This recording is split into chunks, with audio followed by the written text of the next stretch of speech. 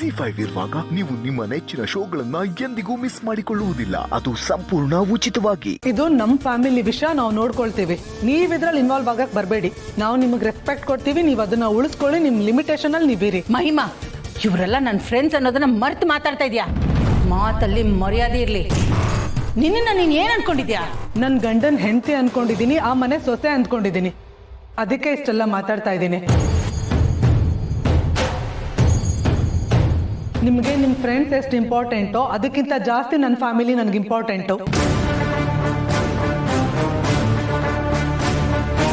ನಮ್ಮ ಮನೆಯವ್ರ ತಂಟೆಗೆ ಯಾರಾದರೂ ಬಂದರೆ ನಾನಂತೂ ಸುಮ್ಮನಿರಲ್ಲ.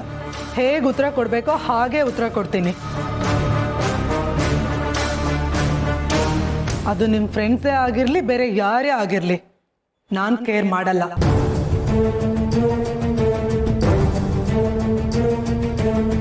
ನನ್ನ ಮನೆಯವ್ರನ್ನ ನಾನು ಯಾವತ್ತೂ ಬಿಟ್ಕೊಡಲ್ಲ. ಇಂಥ ಬಿಲ್ಡಪ್ ಮಾತ್ಕೇನು ಕಡಿಮೆ ಇಲ್ಲ. ಗೋಲ್ಡ್ ತಂದು ಗೋಲ್ಡ್ ಅಂತ ಯಾಕೆ ಬಿಲ್ಡಪ್ ಕೊಡ್ಬೇಕಿತ್ತು? Stop it.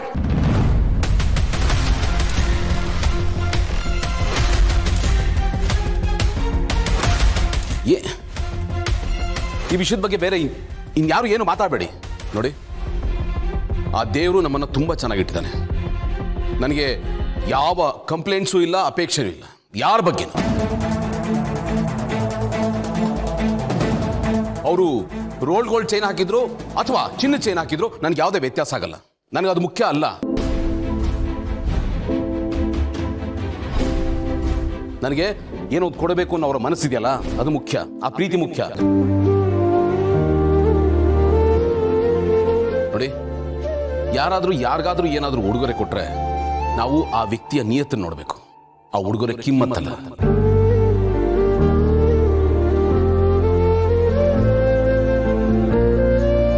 ನನ್ನ ಗಾರ್ಡನಿಂದ ಯಾರಾದ್ರೂ ಒಂದು ಹೂ ತಂದುಕೊಟ್ರೆ ನಾನು ಅದನ್ನು ಪ್ರೀತಿಯಿಂದ ಅಕ್ಸೆಪ್ಟ್ ಮಾಡ್ತೀನಿ. ದೊಡ್ಡ ಗಿಫ್ಟ್ ಅಂತ ತಗೋತೀನಿ, ಅದನ್ನು ಜೋಪಾನ ಮಾಡ್ತೀನಿ, ಎತ್ತಿರ್ತೀನಿ. ಯಾಕೆಂದ್ರೆ ನನಗೆ ಆ ಪ್ರೀತಿ, ಆ ಕನ್ಸರ್ನ್ ಬಹಳ ಪ್ರೀಷಿಯಸ್.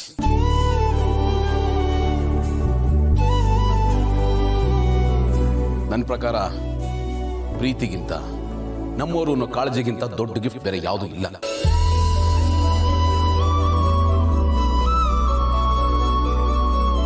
ನೋಡಿ, ಒಂದು ಗಿಫ್ಟ್ ಇಷ್ಟೆಲ್ಲ ಮಾತಕ್ಕೆ ಕಾರಣ ಆಗುತ್ತೆ, ಒಂದು ಸಂಬಂಧನ ಅಳಿಯೋದಕ್ಕೆ ಮಾನದಂಡ ಆಗುತ್ತೆ ಅಂತ ಹೇಳಿದ್ರೆ ದಯವಿಟ್ಟು ಇನ್ಮೇಲೆ ಯಾರು ಯಾವ ಥರದ ಗಿಫ್ಟು ತರಬೇಡಿ. ನನಗೆ ಆ ಗಿಫ್ಟ್ಗಳಿಂದ ಏನೂ ಆಗಬೇಕಾಗಿಲ್ಲ. ನನಗೆ ನೀವು ಮುಖ್ಯ, ನಿಮ್ಮ ಪ್ರೀತಿ ಮುಖ್ಯ.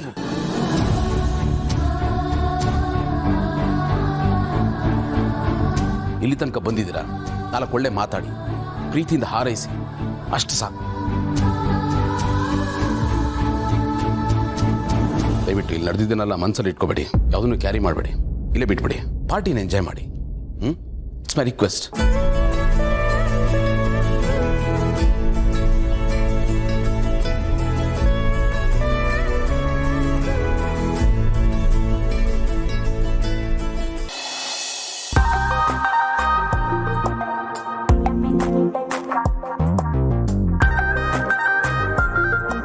ಅದ್ಯಾಕೆ ಹಾಕೂತಿದ್ದೀರಾ? ನೀವೇ ಹೇಳಿದ್ರಲ್ಲ ಸೈಲೆಂಟ್ ಆಗಿರು ಅಂತ, ಅದಕ್ಕೆ ಸೈಲೆಂಟ್ ಆಗಿದ್ದೀನಿ. ಸೈಲೆಂಟ್ ಆಗಿರು ಅಂದ್ರೆ ಡ್ರಾಮಾ ಮಾಡು ಅಂತನಾ? ನೋಡಿ, ನಾನು ಇದರ ಡ್ರಾಮಾ ಮಾಡಿದ್ದಕ್ಕೇನೆ ನಿಮ್ಮ ಫೇಸಲ್ಲಿ ನಗು ಬಂದಿತ್ತು, ನಿಮ್ಮ ಮೂಡ್ ಚೇಂಜ್ ಆಗಿದ್ದು. ಈ ಡ್ರಾಮಾ, ಸಿನಿಮಾ, ಸೀರಿಯಲ್ಲು ಇದೆಲ್ಲ ಇರಬೇಕು ಕಣ್ರಿ, ಇಲ್ಲಾಂದ್ರೆ ಲೈಫ್ ಒಂಥರ ಬೋರ್ ಹೊಡೆದೋಗುತ್ತೆ. ಕರೆಕ್ಟಾ? ಕರೆಕ್ಟು. ಪರವಾಗಿಲ್ಲ, ಅಪರೂಪಕ್ಕೆ ಸ್ವಲ್ಪ ಅರ್ಥ ಆಗೋ ಥರ ಮಾತಾಡ್ತಾ ಇದ್ದೀರಾ. ಅಂದ್ರೆ ಮಿಕ್ಕಿದ ದಿನ ಎಲ್ಲ ನಾನು ನಾನ್ ಸೆನ್ಸ್ ಮಾತಾಡ್ತೀನಿ ಅಂತನಾ? No doubt. It's okay. ಹೇಗಿದ್ರು ಫ್ಯೂಚರಲ್ಲಿ 24/7 ನಾನು ನಿನ್ ಜೊತೆನೇ ಇರ್ತೀನಲ್ವಾ, ಅಟ್ಲೀಸ್ಟ್ ಸ್ವಲ್ಪನಾದ್ರೂ ಸೆನ್ಸ್ ಕಲ್ತ್ಕೋತೀನಿ. ಈಗ ಸದ್ಯಕ್ಕೆ ಡಿಸ್ಟೆನ್ಸ್ ಮೇಂಟೈನ್. ಏನ್ರಿ ನೀವು ಫ್ಯೂಚರ್ ಹಸ್ಬೆಂಡ್ ಆಗೊಂಡು ರೂಮ್ಗೆ ಬಂದ್ಬಿಟ್ಟು ಸೆಲ್ಫ್ ಕಂಟ್ರೋಲ್ ಬಗ್ಗೆ ಲೆಕ್ಚರ್ ಕೊಡ್ತೀರಲ್ಲ, ಅದೆಲ್ಲ ಗೊತ್ತಿಲ್ಲ ನಂಗೆ. ಬೇಕು ಅಂದ್ರೆ ಬೇಕೇ ಬೇಕು ಅಷ್ಟೇ.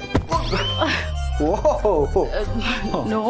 ಓಕೆ ಓಕೆ ತಮ್ಮನೋ, ನೋಡಿ, ನಾನು ಕೊಟ್ಮೇಲೆ ನೀವು ಕೊಡದೇ ಇದ್ರೆ ಯಾವ ನ್ಯಾಯ ಹೇಳಿ? ಪ್ಲೀಸ್ ತಮ್ಮ, ಪ್ಲೀಸ್.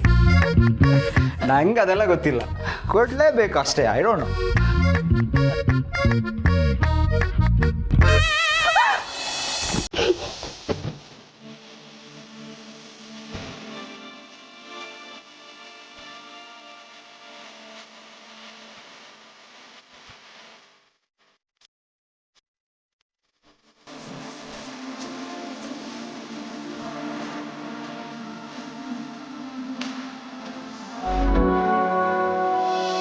ದಯವಿಟ್ಟು ನನ್ನ ಕ್ಷಮಿಸ್ಬಿಡಿ ಅದೇ ಅಂದರೆ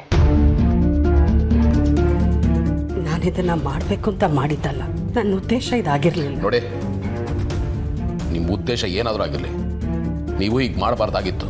ತುಂಬ ದೊಡ್ಡ ತಪ್ಪು ಮಾಡಿಬಿಟ್ರೆ ಈ ತಪ್ಪಿಗೆ ನಿಮಗೆ ಪ್ರಾಯಶ್ಚಿತ್ತ ಆಗಲೇಬೇಕು. ಸರಿ ಹೇಳಿ ಅಂದರೆ ನೀವೇನು ಹೇಳಿದ್ರು ನಾನು ಮಾಡ್ತೀನಿ. ಏನು ಬೇಕಾದರೂ ಮಾಡ್ತೀರಾ? ಹಾಗಿದ್ರೆ ಅವರೆಕಾಳು ಉಪ್ಪಿಟ್ಟು ಮಾಡಿ. ಅವರೆಕಾಳು ಉಪ್ಪಿಟ್ಟ? ಅಯ್ಯೋ, ನಾನು ನೀವೇನು ಹೇಳ್ಬಿಡ್ತೀರೋ ಅಂತ ಕಾವಡಿ ಆಗ್ಬಿಟ್ಟಿದ್ದೆ. ಮತ್ತೆ ಅಷ್ಟು ದೊಡ್ಡ ತಪ್ಪು ಮಾಡಿದ್ರ ನಾನು ಅಷ್ಟು ಸುಲಭವಾಗಿ ಬಿಟ್ಬಿಡಕ್ಕಾಗತ್ತಾ? ಅದಕ್ಕೆ ಕಾಂಪನ್ಸೇಷನ್ಗೆ ಅವರೆಕಾಳು ಉಪ್ಪಿಟ್ಟು ಅಂತ ಹೇಳಿದೆ. ಅಯ್ಯೋ, ಅದಕ್ಕೇನು ಹೇಳಿ ಅಂದರೆ ನೀವು ಯಾವಾಗ ಹೇಳ್ತೀರೋ ನಾನು ಅವಾಗ ಅದನ್ನು ಮಾಡಿಕೊಡ್ತೀನಿ. ನನಗೆ ನಿಜ ಹೇಳಿ, ಇವತ್ತಾಗಿದ್ದು ಯಾವುದೋ ನೀವು ಮನಸ್ಸಲ್ಲಿ ಇಟ್ಕೊಂಡಿಲ್ಲ ಅಂತ. ನಾನು ಖಂಡಿತ ಇಟ್ಕೊಳ್ಳೋದು ಇಲ್ಲ. ಅದನ್ನಾಗಲೇ ನಾನು ಡಸ್ಟ್ಬಿನ್ಗೆ ಹಾಕಾಯ್ತು. ನೋಡಿ, ಬೇಡದೇ ಇರೋದನ್ನೆಲ್ಲ ಮನ್ಸು ಕಚ್ಕೊಂಡ್ರೆ ಅಲ್ಲಿ ಖುಷಿಗೆ ಜಾಗನೇ ಇರಲ್ಲ. ನನ್ನ ಮನಸ್ಸಲ್ಲಿ ಏನಿದೆ ಗೊತ್ತಾ? ನೀವು ಅವತ್ತು ಅವರೆಕಾಳು ಉಪ್ಪಿಟ್ಟು ಮಾಡಿಕೊಟ್ರಲ್ಲ, ಅದರ ಘಮ, ರುಚಿ, ಒಗ್ಗರಣೆ, ಅದು ಮಾತ್ರ ಅದು ಯಾವಾಗಲೂ ಹಾಗೆ ಇರುತ್ತೆ. ನೀವೇನು ಯೋಚನೆ ಮಾಡಬೇಡಿ.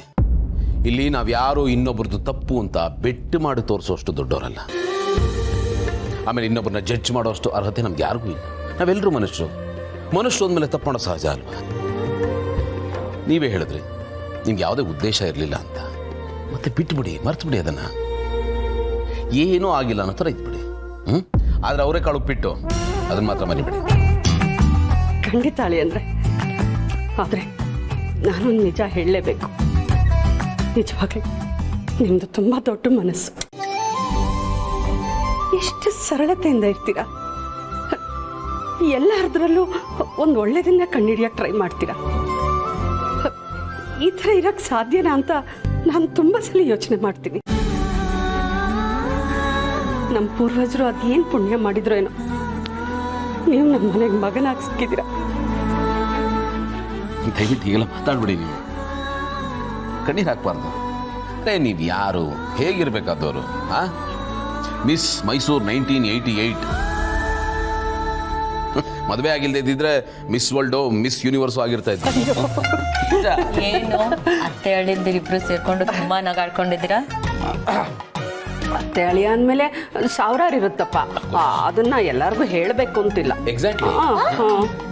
ಅಮ್ಮ, ಇಷ್ಟೊತ್ತು ನೀನು ನನ್ನ ಪಾರ್ಟಿಯಲ್ಲಿದೆ, ಈಗ ಅವ್ರ ಪಾರ್ಟಿಗೆ ಜಂಪ್ ಆಗ್ಬಿಟ್ಟಿಯಾ? Not right. ಅದು ಯಾವಾಗಲೂ ಹಾಗೆ. ಅಳಿಯಂದ್ರು ಫಸ್ಟ್, ಆಮೇಲೆ ನೆಕ್ಸ್ಟ್. ಅಮ್ಮ, ನೀನು ಹೀಗೆ ಯಾವಾಗಲೂ ಕೀಟ್ಲೆ ಮಾಡ್ಕೊಂಡು ಕೋಟ್ಲೆ ಕೊಡ್ತಾ ಇದ್ರೇನೆ ಮಂಡಾಗ್ನಿ ಅನ್ನೋ ಹೆಸರಿಗೊಂದು ಗೆದ್ದು ಅಲ್ವಾ ಗೌತಮವ್ರ? ಕರೆಕ್ಟ್. ಥ್ಯಾಂಕ್ ಯು ಅಳಿ ಅಂದರೆ. ಥ್ಯಾಂಕ್ ಯು ಪುಟ್ಟ. Thank you. ZEE5 app download ಮಾಡಿ ಎಲ್ಲಾ ಸಂಚಿಕೆಗಳನ್ನು ಸಂಪೂರ್ಣ ಉಚಿತವಾಗಿ ನೋಡಿ.